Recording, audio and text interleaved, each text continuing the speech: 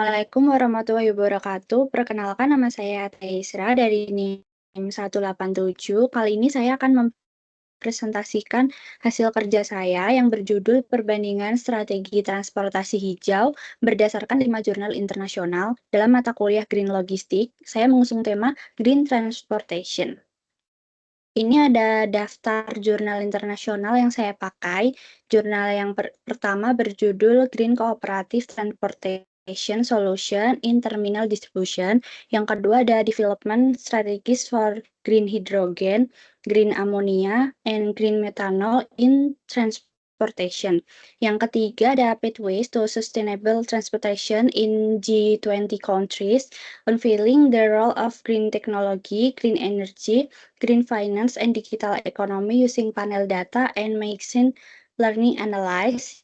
Yang keempat ada exploring possible pathways for green hydrogen-based transportation in Brazil, fuel cell, hydrogen engines, and dual fuel combustion. Yang kelima ada biomass valorization in green hydrogen production, storage, and transportation using low and high temperature water electrolyzer, a thermoeconomic approach. Selanjutnya ada fokus tiap jurnal. Jurnal yang pertama itu mengkaji bagaimana kerjasama antar perusahaan logistik dapat mengoptimalkan rute distribusi barang dengan menggunakan algoritma genetika multikromosom. Yang kedua, menyusun strategi pengembangan bahan bakar berbasis hidrogen hijau menggunakan pendekatan gabungan life cycle assessment (LCA), multi kriteria decision making (MCDM), dan SWOT analysis.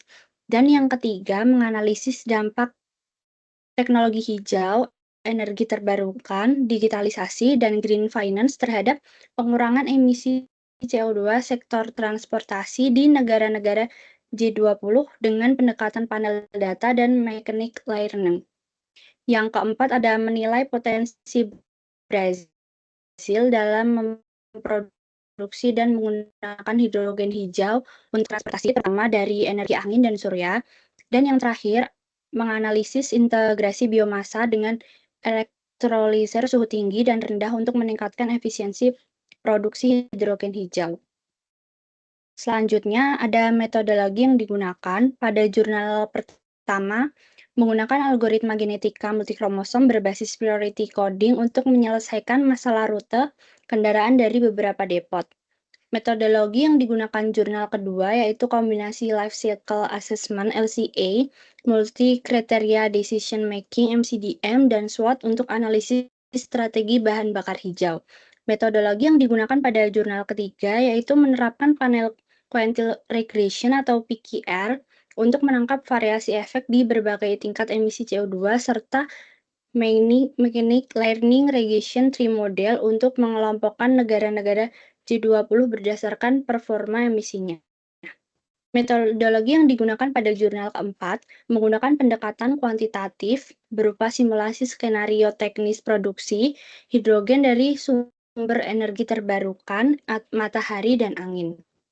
Lalu pada jurnal kelima menggunakan metodologi analisis termoekonomi untuk mengevaluasi performa sistem produksi hidrogen dari kombinasi biomasa, energi surya, dan angin dengan membandingkan dua jenis electrolyzer, PEM dan SOEC.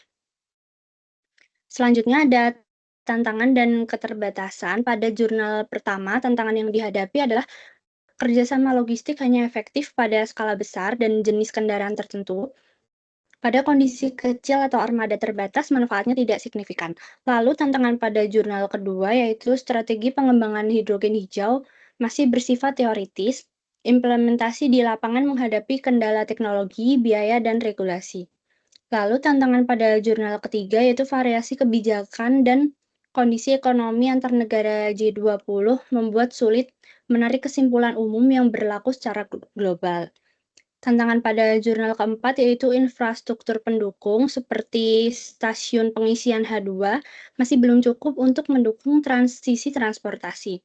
Lalu tantangan pada jurnal yang kelima yaitu produksi H2 berbasis biomasa sangat bergantung pada cuaca dan lokasi serta biaya penyimpanan dan distribusi yang masih tinggi. Selanjutnya ada hasil penelitian. Hasil penelitian pada jurnal pertama, model transportasi kooperatif yang dikembangkan mampu mengurangi jarak tempuh, biaya, dan emisi karbon. Lalu pada jurnal kedua, hasil penelitiannya yaitu strategi LCA, MCDM, dan SWOT menunjukkan hidrogen dan amonia cocok dikembangkan dari biomasa dan energi terbarukan, sementara metanol hijau masih butuh peningkatan teknologi dan ekonomi. Hasil penelitian pada jurnal ketiga yaitu energi hijau dan keuangan hijau efektif mengurangi emisi transportasi, sedangkan teknologi hijau justru terkait dengan peningkatan emisi. Hasil penelitian pada jurnal keempat yaitu Brasil berpotensi memproduksi 2,19 juta ton hidrogen per tahun, namun kapasitas realistis hanya 43,79 kiloton per tahun. Lalu, hasil penelitian pada jurnal kelima, penggunaan solid oxide electrolyzer cells atau SOEC secara signifikan meningkatkan efisiensi sistem dan produksi hidrogen. Perbandingan fokus 5 jurnal. Jurnal pertama dan keempat fokus pada menitikberatkan efisiensi distribusi dan kombinasi bahan bakar sebagai solusi praktis. Lalu jurnal 2 dan 5 lebih fokus pada strategi dan teknologi jangka panjang untuk transisi energi. Dan jurnal 3 menunjukkan pentingnya kebijakan dan investasi agar emisi karbon tidak semakin meningkat. Kesimpulannya yaitu semua jurnal menunjukkan bahwa keberhasilan transisi ke sistem transportasi hijau tidak hanya ditentukan oleh faktor teknologi, tetapi juga didukung oleh kebijakan, kesiapan infrastruktur, dan efisiensi ekonomi.